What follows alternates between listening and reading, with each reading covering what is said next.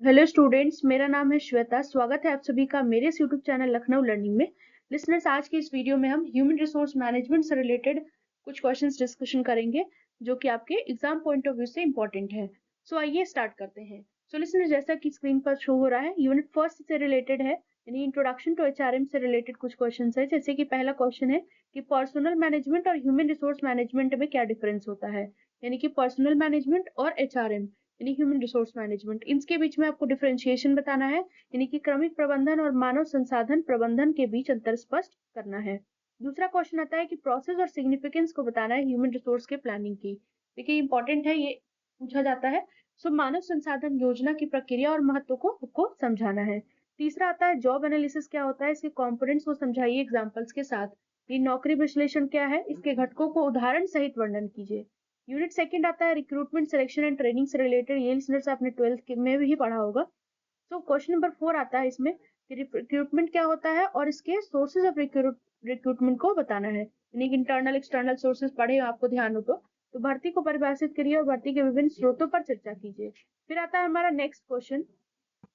Next question है listeners हमारा, explain the procedure of selection and its importance in HRM, यानी कि क्या क्या सिलेक्शन के प्रोसीजर हो सकते हैं और उसकी इंपॉर्टेंस क्या हो सकती है एचआरएम में।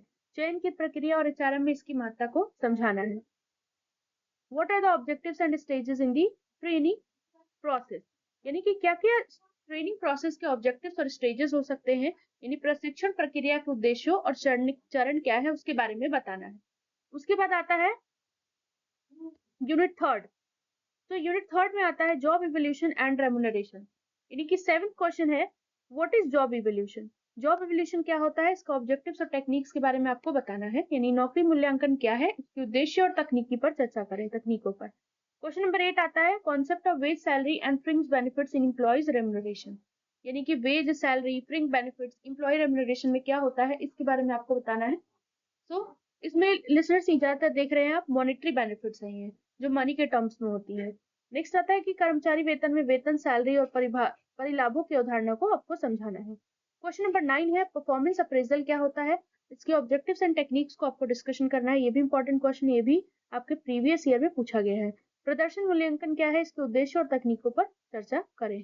फिर यूनिट 4 से रिलेटेड हम बात करेंगे लिसनर्स कुछ क्वेश्चंस की। तो यूनिट 4 जो है हमारा वो है industrial relations and trade unionism से रिलेटेड।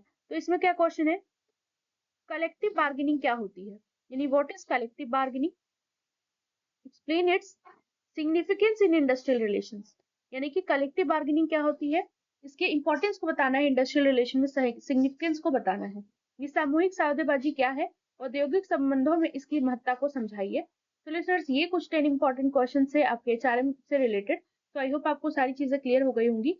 तो लिसनर्स, वीडियो अच्छा लगे तो लाइक शेयर एंड सब्सक्राइब करना ना भूलिएगा, अपने दोस्तों के साथ ज्यादा से ज्यादा शेयर करें और चैनल से जुड़े रहें ताकि आपको सारी इन्फॉर्मेशन आपके कोर्स से रिलेटेड आपको टाइम टू टाइम मिलती रहे। और वीडियो को शेयर करना बिल्कुल ना भूलिएगा। कमेंट में जरूर बताइएगा कि आपको ये वीडियो कैसा लगा। आपको इस तरीके के और भी वीडियोस चाहिए जो कि इंपॉर्टेंट है, प्रीवियस ईयर से रिलेटेड है, तो मैं जरूर बना दूंगी, लेकिन आपको कमेंट में बताना होगा।